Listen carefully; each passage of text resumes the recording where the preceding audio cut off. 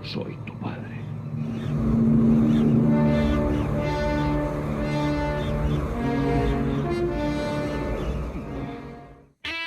Dios nos libre de los mediocres que creen haber recibido un mandato divino o sideral. Aunque se crea un Jedi falangista, José María Aznar representa el lado oscuro de la política. Esa derecha cortijera, sin muchos principios, que desayuna, come y cena España. Claro, con tanto apetito que deja a la teta española exhausta.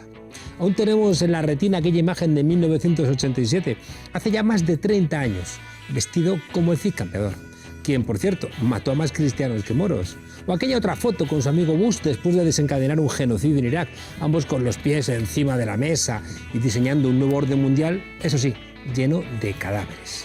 O la peineta que dedicó a los estudiantes de Oviedo. Aznar es que es un claro ejemplo de aquello que decía Groucho Marx. Saliendo de la nada se pueden alcanzar las más altas cotas de la condición miserable. Estamos trabajando en ello. Y hemos dedicado tiempo ayer por la noche y esta mañana a trabajar en ello exactamente. Y lo que deseamos, como he dicho antes, es que sea una resolución lo más clara posible y que agrupe el mayor número posible de voluntades del Consejo de Seguridad. Pero no todo es espiritualidad y supremos desafíos en este hombre mitad monje, mitad guerrero. José María Aznar también tiene sus veleidades mundanas. Entre ellas la tentación de convertirse en el sex symbol de la derecha española, un abanderado del culto al cuerpo. En fin, para esculpir esos abdominales hace falta flexiones, ¿eh?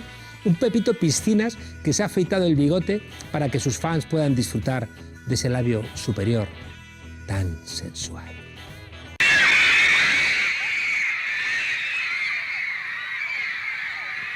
José María Aznar López, además de todas estas cosas, es un inspector de Hacienda que se afilió a Alianza Popular en Logroño allá por 1979.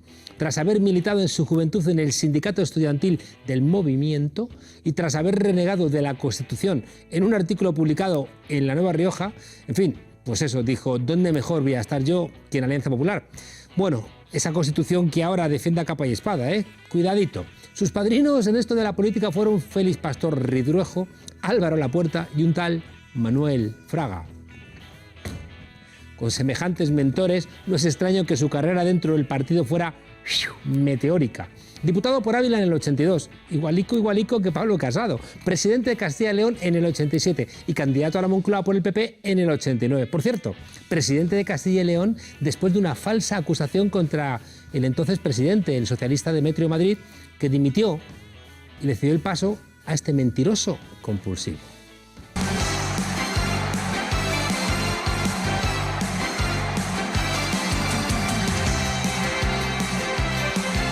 Su primer intento de alcanzar el poder se produjo en las elecciones generales del 29 de octubre del 89. Estaba todo, parecía calentito. En ellas el PP obtuvo 107 escaños. Ay, pero insuficientes para arrebatarle el gobierno a Felipe González. Pero sí que fueron suficientes para que José María Aznar fuera elegido sucesor de Fraga al año siguiente después de descalabros de otros candidatos. Dicen que para llegar a la presidencia del PP tuvo que firmar una hoja en blanco con su dimisión por si salía tan rana como Hernández Mancha o don Manuel, en uno de sus arranques cambiaba de opinión. Ya veis, nada que no responda a esa lógica burocrática del franquismo. En fin, que nació un líder autónomo y carismático. Sus 6 años en la oposición se le hicieron larguísimos, con un Fraga en modo presidente de club de fútbol pidiendo resultados y él repitiendo aquello de váyase, señor González, váyase, pero que no se iba. Ni siquiera las elecciones del 93, que otra vez estaban calentitas, y con un González acorralado por la corrupción, acorralado por los GAL, acorralado por unos medios de comunicación apuntando desde todas direcciones. ¡Ay! Ni con todo eso pudo Aznar desalojar al PSOE del gobierno. Garantizo y quiero impulsar una política de diálogo con todos, de hablar con todos, con fuerzas políticas, con comunidades autónomas, con las instituciones, con los agentes económicos, con los trabajadores. Todos debemos participar en el esfuerzo nacional. Los medios afines le daban a Aznar ganador.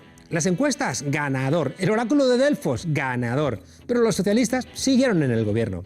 sin mayoría absoluta, es verdad, pero con la inestimable ayuda de Jordi Pujol, alias Mr. 3%, pues nada, que siguieron en el machito. ¿Cómo le pagaría después, tirando hacia atrás la querella de banca catalana Felipe González a su amigo del alma Jordi Pujol?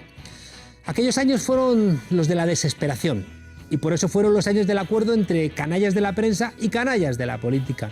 El director del Independiente, Pablo Sebastián, José Luis Gutiérrez, de Diario 16, el director general de Antena 3, Manuel Martín Ferrán, el de los informativos de Antena 3 Radio, Antonio Herrera, el de El Mundo, Pedro J. Ramírez, Luis del Olmo, todos aquellos confabulados para ver si tumbaban a Felipe González. ¿Veis de dónde vienen los barros de ahora? Pues de aquellos lodos. Pero en cualquier caso, nada, un duro golpe otra vez para el ego de Aznar. Tendría que esperar hasta el 3 de marzo del año 96 para haber por fin cumplido su sueño. Buenas noches a todos. El Partido Popular ha ganado las elecciones.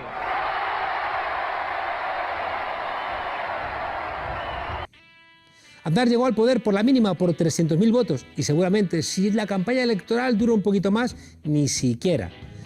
Tuvo que hablar catalán en la intimidad.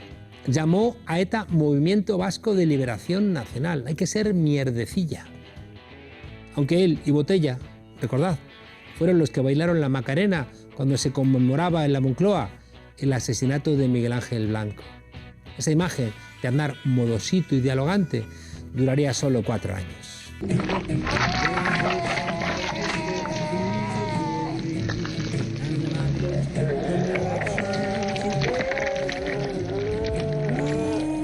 La victoria por mayoría absoluta de las generales del año 2000 sacaría a la luz el verdadero rostro de José María Aznar López. La imagen de un presidente al que le importaba un carajo la tragedia del Prestige. Un aspirante a megalómano que casó a su hija en el Escorial rodeado de manguis, eso sí, todos con frac. Y que soñó con ser alguien a nivel internacional, aunque fuera poniendo a España en la mira del terrorismo islámico. Sus delirios de grandeza nos arrastraron a una guerra injusta como fuera de Irak. Al final nadie encontró allí las armas de destrucción masiva, pero recordáis, Aznar diciendo que los mentirosos éramos los que le criticábamos. En fin. En cualquier caso, el nombre de Aznar ya estaba escrito con letras de barro en los cenagales de la historia. Otra de las hazañas de Aznar fue privatizar todas las joyas de la corona, es decir, todas las empresas públicas. Endesa, Tabacalera, Repsol, Telefónica, Argentaria, Gas Natural. Solo dejaron en manos del Estado las empresas deficitarias. ¿Os suena eso, no? De que se socializan siempre las pérdidas y se privatizan las ganancias. Las empresas que daban beneficios, pues a manos de los antiguos amigos de Aznar, pero del colegio, es decir, los compañeros de pupitre. Aznar creó a su imagen y semejanza una nueva Beautiful People, en este caso Made in Génova, para sustituir a la antigua casta felipista, esa que se reunía en la bodeguilla.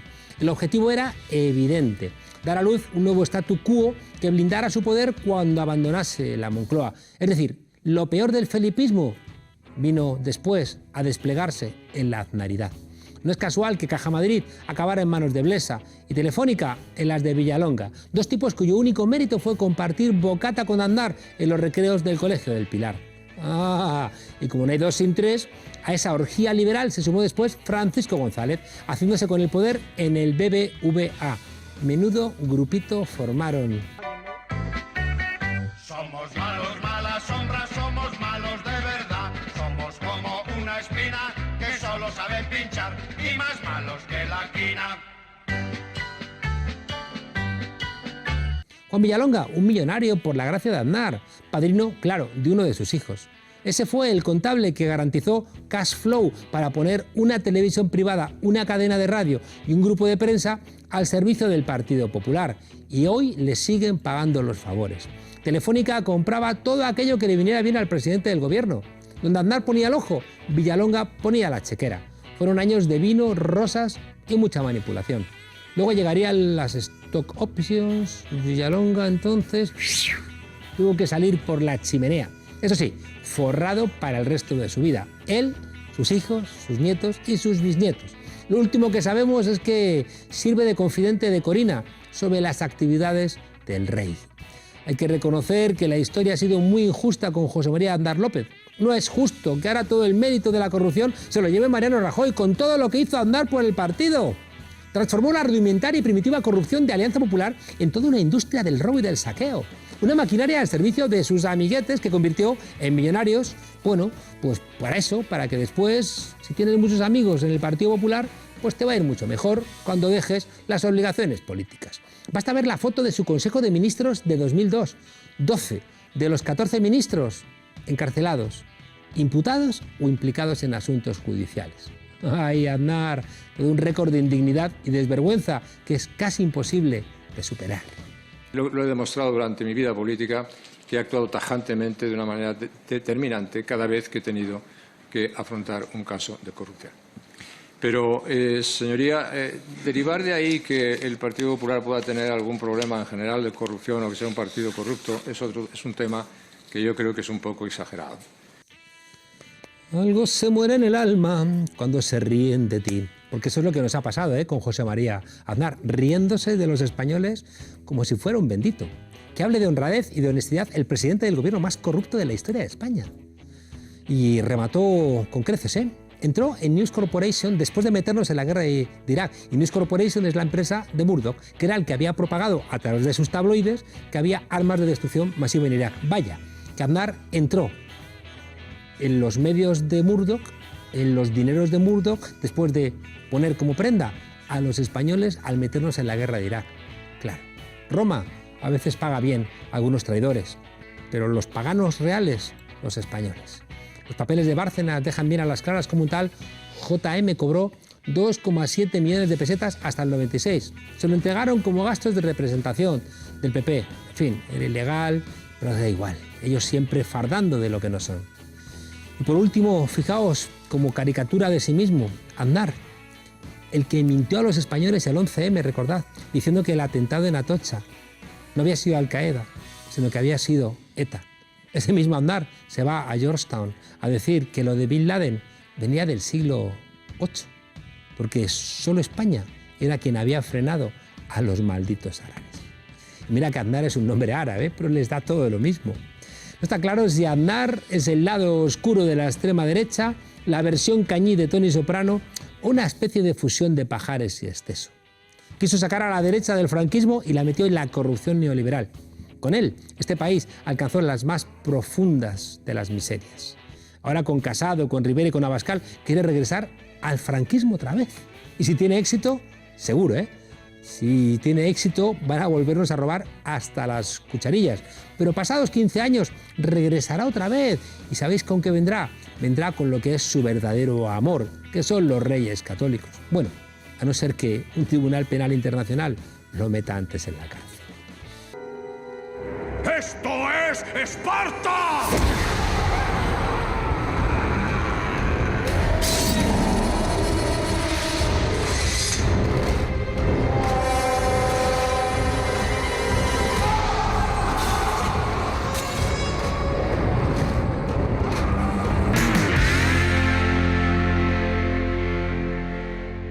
Antes de ayer celebrábamos no solo como la unión de los reinos, según precisamente la ley del 87, también se celebra, yo creo que el hito más importante de la humanidad, en mi opinión, solo comparable probablemente a la romanización.